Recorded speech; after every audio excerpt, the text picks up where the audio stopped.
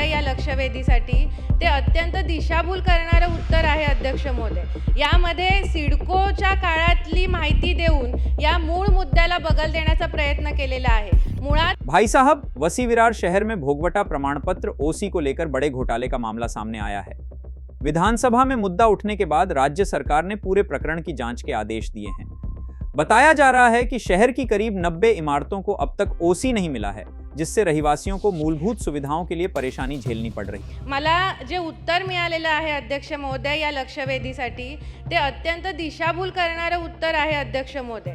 यामध्ये सिडकोच्या काळातली माहिती देऊन या मूळ मुद्द्याला बगल देण्याचा प्रयत्न केलेला आहे। मुळात हा मुद्दा महानगरपालिकेने 2300 इमारतींना जे सीसी दिलेली आहे तो मुद्दा आहे। सिडकोच्या इमारतींना सीसी दिल्याचा मुद्दा यामध्ये नाही आहे अध्यक्ष महोदय।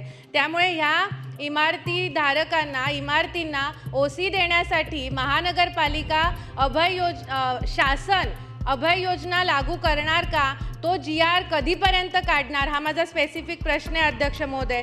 तसंच हा सगळा भ्रष्ट कारभार करणाऱ्या अधिकाऱ्यांविरोधी शासन काय कारवाई करणार, त्यासाठी SIT लावणार का? कारण अध्यक्ष महोदय हा खूप मोठा घोटाळा आहे CCOCचा। आमच्याकडे आत्ताही तथाकथित कॉलेजमध्ये बसून ओसी द्यायची की नाही हे ठरवलं जातं अध्यक्ष महोदय। महानगरपालिकेमधनं कारभार चालवला जात नाही, तर महानगरपालिकेच्या बाहेर कुठेतरी बसून हे सगळे कारभार चालतात।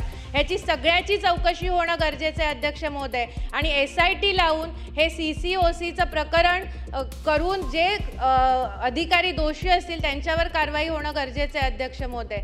अपनी राय हमें कमेंट में जरूर बताइए और हर लेटेस्ट खबर के लिए बने रहें द जर्नलिस्ट.in के साथ।